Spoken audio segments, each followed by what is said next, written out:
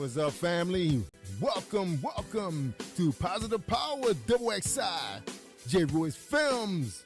I'm Jerry Royce Live, and you're watching The Red Room with Shay Samuels, right here on Music Vision Television. That's right, MVTV-21.com. It's going to be awesome, y'all. So please share this file. It's going to be awesome. You know what's going to be? It's going to be lit.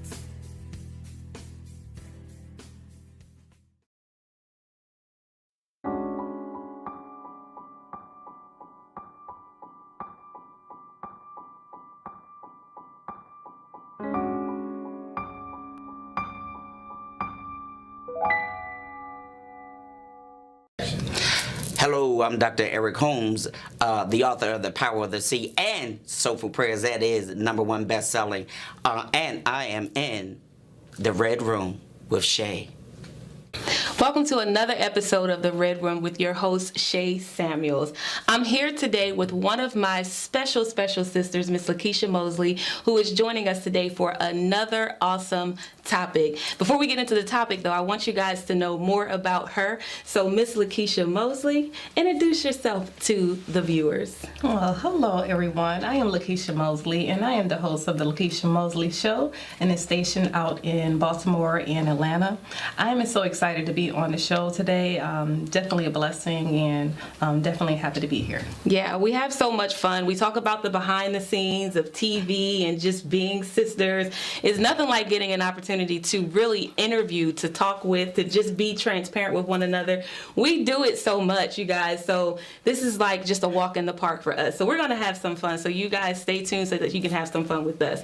But we have a very awesome topic today. Today we are talking about faith according to grace.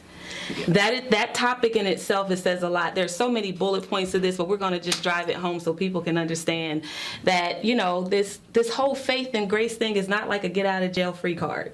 And so you're going to talk a lot about that today with us. Absolutely. You're going to talk a lot. What do you think about that? Oh, wow. It's definitely not a get out of jail free card. And I'm saying that with life experience, just transparency. And that's what I believe in. Just being able to witness the favor of the Lord. Yeah. And understanding that it's all about you growing, you know, in His guidance and versus, you know, my own guidance. And I've learned a lot on both ways. Yeah, our guidance can really get us in trouble. Yes, can you imagine, like, when you were growing up, there were things that you just felt, our parents told us, like, don't do that. And we would do it anyway, and then we would end up in some sort of trouble. And who do we call first? Our parents. We're just like that with God. Every time God says, don't do this, and we do it, what do? God, we want you to get us out of this. How do we get out of this? And so now you're just going to instruct us on how to overcome that. Talk to us about that. How do you overcome that? Absolutely. Listen, I can say that I remember many years just doing it my way and just thinking that I knew the right way, you know. And I said, God, you know, I understand what you want me to do, but I promise you this is the right way because I have a blueprint. So you told God of your blueprint. I sure did. Okay. I was very big in telling Him what to do. You know, God, who created me. Yes. Amazing, right? Yes. You know, one thing that I've learned is that God is purely a gentleman. You know, He's not going to push you. Yeah. He's not going to pull you away from the perspective that you currently have. Yeah. He's all about letting you work it because at the end of the day, it's free will. Yeah. And that's just, isn't that a good father? Yeah. You know, that gives Goes us back that. to Adam and Eve, to be honest with you. Absolutely. So He's going to sit and wait. And if you decide to do it His way, He's there for you. Yeah. You know. And that's grace. Absolutely. That's grace. When you said it, there's such a peace that comes with that. That is grace. That's what grace looks like. Grace is not pushy. Grace is patient. Even it talks about it in Corinthians. Love being patient, love being kind, love being not boastful. There's so many things that come with that. And because God loves us so much, He gives us an opportunity to do what we feel is right for us. But He's always waiting behind the scenes for us to just say, God, okay, I'm ready. Wow, isn't that amazing? Just in that perspective, like God, it's almost like He, you know, I would say it this way. God already knows what we're going to do. Say it again. He already They knows didn't what we're hear going to you. do. You know, he already knows really the perspective that we're at. So Yeah. he knows, you know, the end. And he's still there. Yeah. So if he knows the end and he's still there, he knows the highlight of this whole story Yes. here. But Yeah. a lot of times we feel that anytime that we do something wrong and anytime that we have perceived failures, Yes. that it's all over. Yeah. God's going to leave us. Yeah. He is done with his daughter. This one right here, he's going to go on to the next. But God's like, I'm never going to leave you, never forsake you. It's like our natural parents, and that's how I look at my relationship with God. It's like my mom was always there, no matter what I did. I talk bad to her. So I apologize, Mom. I say it live in front of everybody. I'm paying for that because there's consequences that come with that. We're going to talk about those consequences because there are definitely consequences that come along with us just feeling like we can go out and do what we want to do, how we want to do it. We have the blueprint and we think that God's just going to allow it to happen that way. So, there's consequences. Talk about the consequences. Oh, wow. So there is definitely consequences. And, it's funny how you don't think that you will deal with any consequences. And, usually when you're in the middle of a mess, Yeah. you remember those things that your parents told you. Yes. I can't wait till you get grown. You're going to understand for what it. I mean. And it's like, I'm never going to. And then when I began to be on my own without that safe haven, because Yeah. I feel like our parents Yeah. protect us as much as they can. That is so true. And then when you're out there, I feel like, wow, God, Mom was right. Yeah. So when I entered into adulthood, I went into, the military first, and I was in relationships that I knew I shouldn't have been in, that Mom always told me not to be in, right? They instructed us. They gave us direction. We still knew. That's why we went for it. Let's just be real with it. That's why we went for it, because Mom said not to go for it. That's why we did it. Absolutely. So, wow. So you already know. Nevertheless, I ended up in relationships with men that were not right for me. And then when I got married, I got married to my first husband. He was in the military with me, and I thought everything was going well. Yeah. At the same time, you know how you get cues to know that you shouldn't get married or marry someone? Yeah. And God tells you that, and you miss those cues, Yeah. and it's right in front of you. Yeah. I said, no, I've already planned everything. This is going to happen. Yeah. So I got married, and nevertheless, it was very good in a certain point, but it did go sideways. I received certain types of events in our marriage that was just kind of toxic. Yeah. You know what I'm saying? Yeah. And just getting in those types of events, it wasn't what God designed for me. Yeah. It wasn't that person wasn't a Yeah. good person. It's just that wasn't the person that was for you. And nevertheless, it ended in divorce. And I said, God, I can't do this anymore. I don't deserve this anymore. I'm just going to be by myself. And God said, no, don't give up on yourself, because I know the end. Yes. So nevertheless, I moved forward, just in single me, and I began to get closer to Christ. It's funny how it's almost like the prodigal son. Yes. When he walks out and, wants to do everything on his own, and he realized, things were better back at home.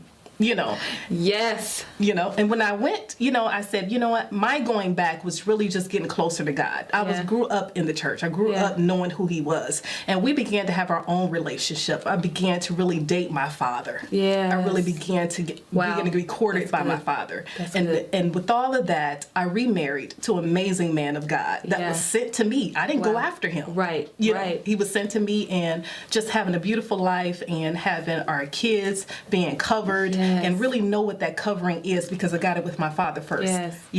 It's amazing because grace, honestly, it's sufficient. We throw that out kind of like a cliche, but grace is sufficient. God's grace is sufficient. It covers a multitude of our sins. No matter how, and I can imagine our parents and how our parents used to be with us.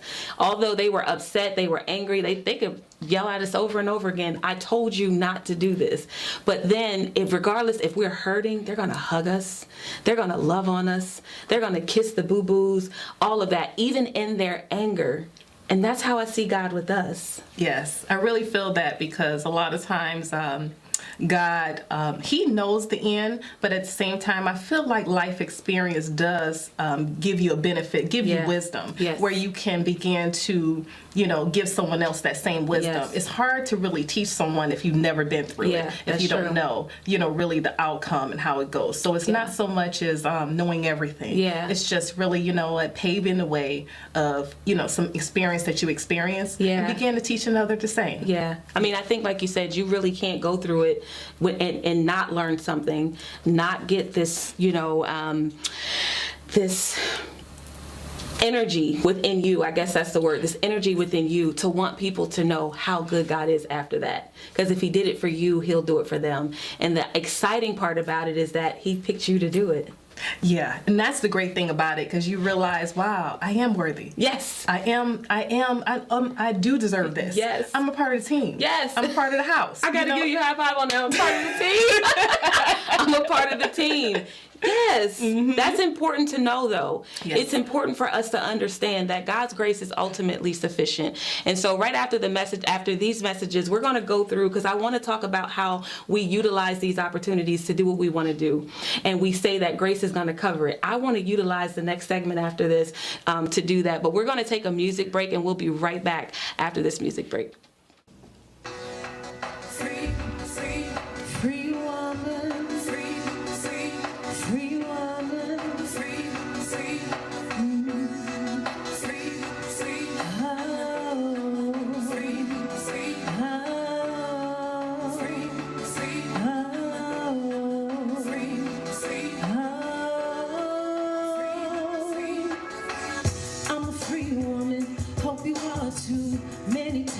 And trials I've been through, and I'm not sure about you or who I'm talking to. Insecurities, low self-esteem.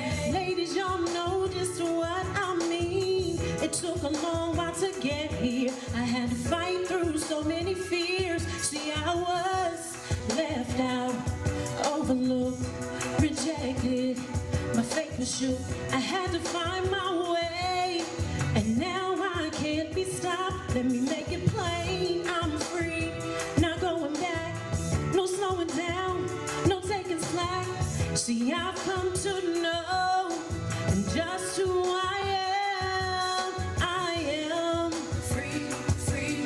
I'm a free woman, free woman. I'm a free woman, free, free. I know just who I am. Free woman over here, free woman over there. Free woman, wave your hands in the air. If you're glad to be free, show another woman some love. I'd rather build you up than tear you down. I'd rather see you smile than see you frown. 'Cause I'm not hating on you. I'll be the one to help you through. No need to compete, no need for deceit. Ladies, why can't we all be free? Celebrating one another to be who we are to be. I'm so filled with love, I'm brand new. I'm your sister girl, and you don't have a clue. 'Cause I've got work to do. No wasting time on you. Tired of being down, tired of feeling low. I'm dreaming big, I'm letting go. It feels good to show. Said all that I am, all that I am. Free, I'm a free woman. Free, I'm a free woman. I know just who I am. Free woman over here, free woman over there. Free woman, wave your hands in the air. If you're glad to be free, show another woman some love, some love. Free, free. It's time that we build each other up, ladies. No need to tear each other down. We all got a purpose in Jesus. Woo! Said I'm free, indeed, I'm free, indeed, I'm free, indeed, I'm free, 'cause I'm free, I'm free, thank God I'm free, yeah. 'Cause I'm free, indeed, I'm free.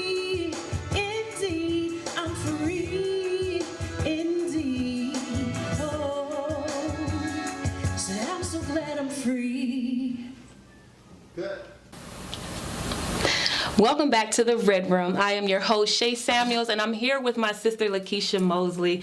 Today, we're talking about faith according to grace. This has been an awesome topic, and I wanted to continue the topic on because there's so much that can be had here. What I want people to get is an understanding of the redemption. Although we have made mistakes, although we feel God's not going to forgive us, there are examples in the Bible that we're going to talk about today. There are true examples in the Bible where God's grace showed his sufficiency. I mean, God's grace and his love, even in our errors, still abound over the sin. So we're going to talk about that. We're going to talk about that on this segment.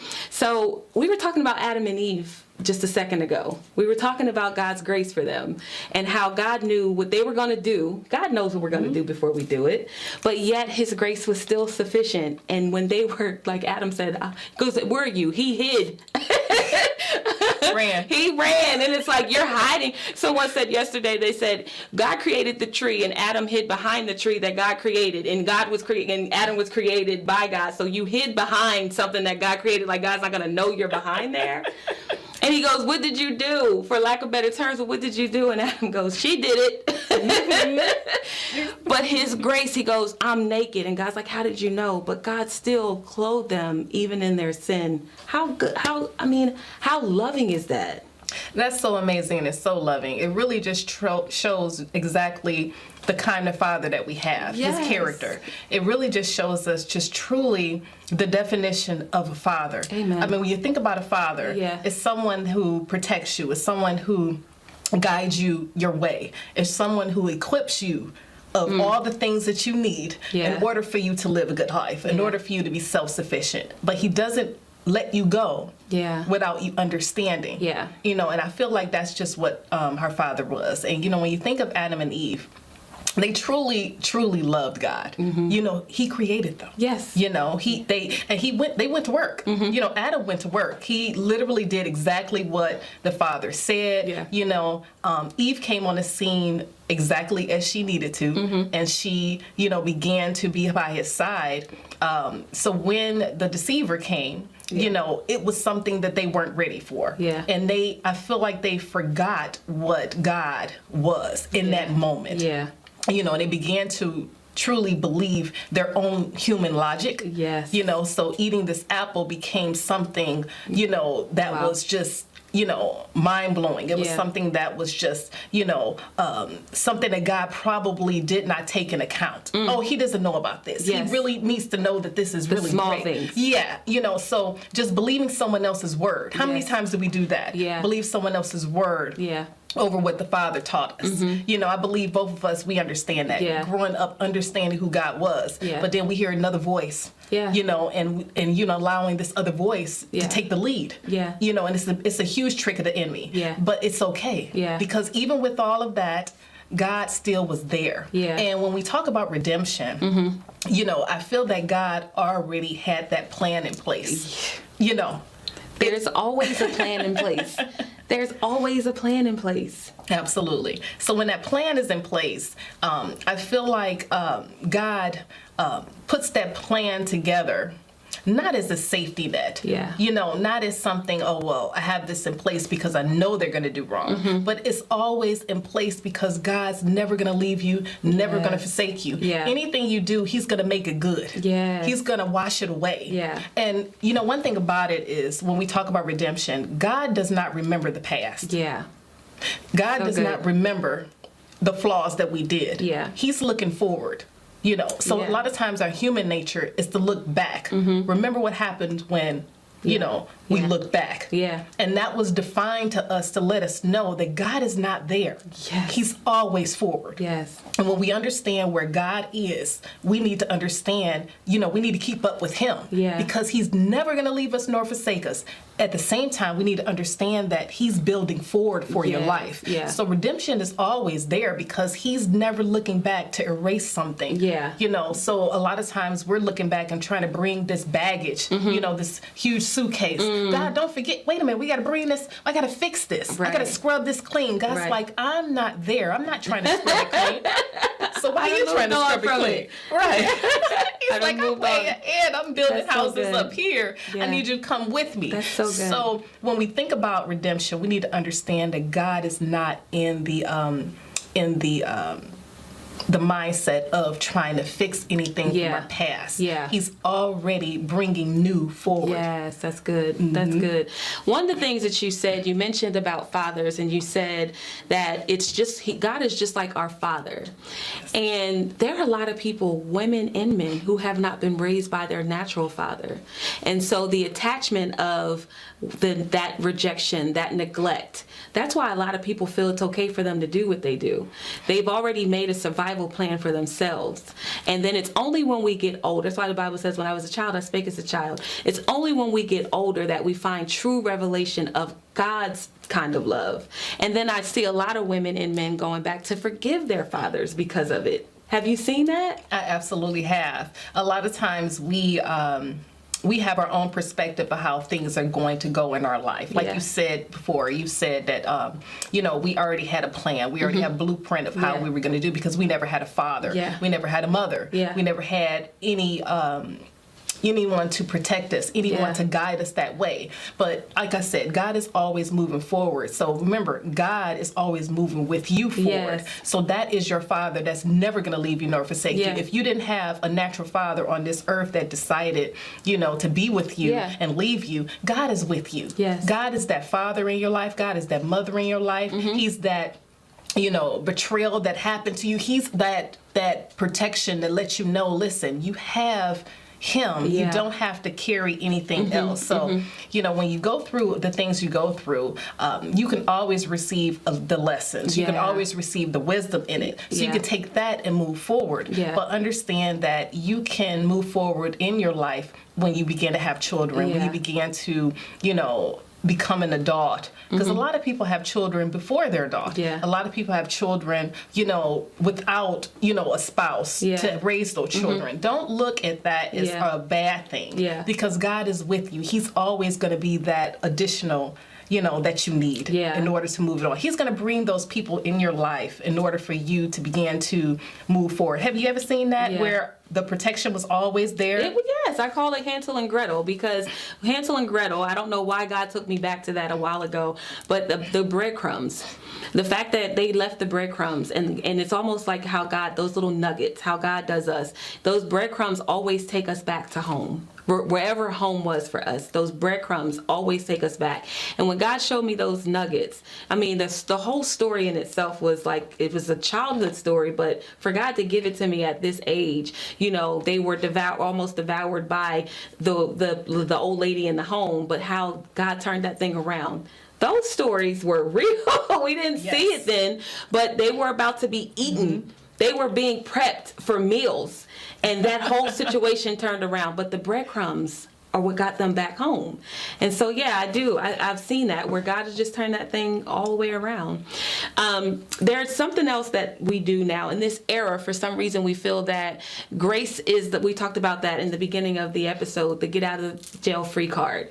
And so this era here, the teenagers and some adults, I'm not going to just put it on the teenagers, I'm not going to say teenagers, but some adults, we feel that we don't have to be good stewards of our finances. Why? Because our we have the blessing plan. We call it the blessing plan. Well, I don't have to pay my tithes. The blessing plan. We don't have to be good stewards of our lives. The body's our temple, so we don't have to eat right. We don't have to do. But it's always like, well, God will take care of that. God knows my heart. God knows all about me, and we feel that God's grace is. We don't have to do anything because of God's grace. We can just run amok, run the world crazy, and then grace is going to take care of that.